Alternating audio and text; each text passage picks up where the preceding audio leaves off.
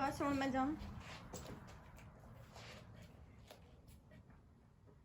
So it was 6 o'clock in the morning, and I had woken up, and I just decided to like sit, meditate, and basically I was sitting crisscross applesauce, and my eyes were closed, and it's like my eyes were closed, but all of a sudden it was like I could see through my eyes, and it was like fuzzy, and I saw like this black figure just standing next to my bed, and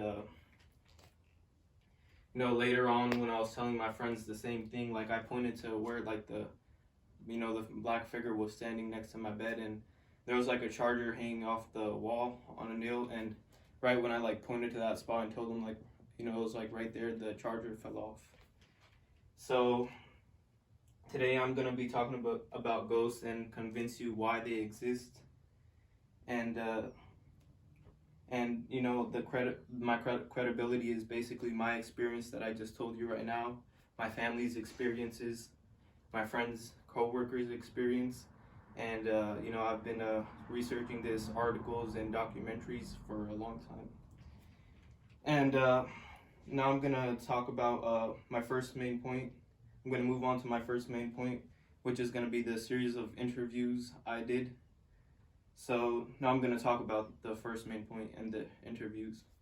So from the series of interviews I conducted, I'm going to talk about the one I conducted with my friend Daryl Price. So basically me and Daryl were just at work. It wasn't really busy, so I just started talking about ghosts. We started talking about ghosts. I told him about how my topic was about ghosts, and he told me his story, and basically he said it was like 12 o'clock at night, and he was just watching a comedy movie, and it was like night, all the lights were turned off, and he said he just saw like a woman smiling at him. He said, quote unquote, she started walking towards me, and when she came close, I covered my face, too scared to do anything else, and then she disappeared after pulling down my blanket. So this was Daryl's own words, and later on when he asked his, he saw the same woman in a family album, and he asked his dad who it was, and that was his dad's mother. So my second interview was with my dad. So my dad basically used to drive a truck across country, sometimes going all the way up to New York. And sometimes instead of taking like the main highways, like main freeways, there's like alternative highways where like smaller roads that where no one goes. And one time, when my dad had to drop off a load to Washington, he decided to take this one highway. It was like called Highway 29 through Oregon, and it was like there was no cars on the road, and it was like all jungle on both sides, like for like just miles on end. And he said like all of a sudden he just felt very weird, like someone was like, there was people behind him, and he said he just felt weird. And he said then he said that he heard like sounds and like people talking, but he said their voices sounded like pieces of glass breaking and being rubbed against each other. So he's basically like the ghosts talking were like pieces of glass breaking and being rubbed against each other. And then after that he got attacked by the ghosts, and that was like he said that was basically like, think of like sleep paralysis, if you've ever had that. It's like, but while driving a truck, sleep paralysis while driving a truck, he couldn't move, but he started praying, and everything was fine again. So now that I've finished discussing the interviews, I'm gonna talk about like the documentaries I watched, and I was watching this documentary series called A Haunting, and basically the cast goes into like different haunted places that are being reported as haunted, and they hear they've recorded like voices, like black figures, and like they've even had a picture of someone, like the special camera captured a picture. And so in one instance on one certain documentary, It was called A Haunting on Potter Street Station made by Prozac Shippey in 2012.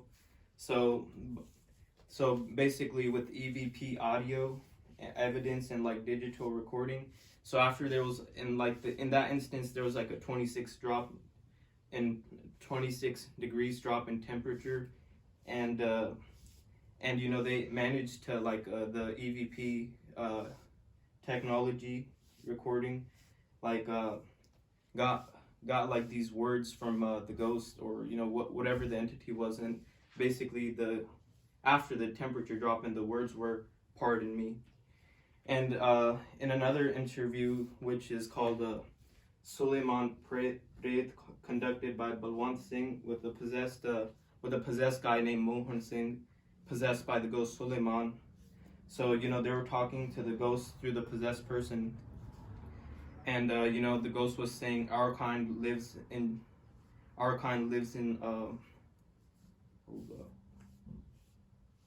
the ghost said Suleiman basically said our kind live in jungles. We always feel cold and have the worst existence. We have the hunger of a whole town, but our mouth is smaller than a needle. And you know they have and this is quote unquote. So to get the facts of the interview, basically this is conducted with several members present in the interview, and the interviewee is unconscious, and he's speaking Punjabi. He's a Punjabi speaking person, but he's speaking Farsi, and basically, you know, that's not even his language, and he's speaking Farsi, and he's telling he's telling all this stuff about his previous lifetimes. He said he came to India, Suleiman the ghost, Suleiman.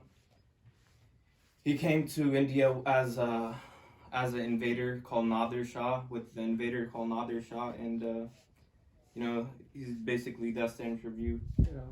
And now that I've presented all my evidence, I'd like to move on to my conclusion. So basically, I've talked about the interview with Daryl, my dad, and I've talked about Suleiman and the documentary series Haunting on Potter Street. And you know, so I hope today I've changed my mind. I've changed your guys' mind with my personal experience, my family's friends' personal experiences. So the next time you hear something, don't think there's always a logical explanation, because it might as well be a ghost. Thank you.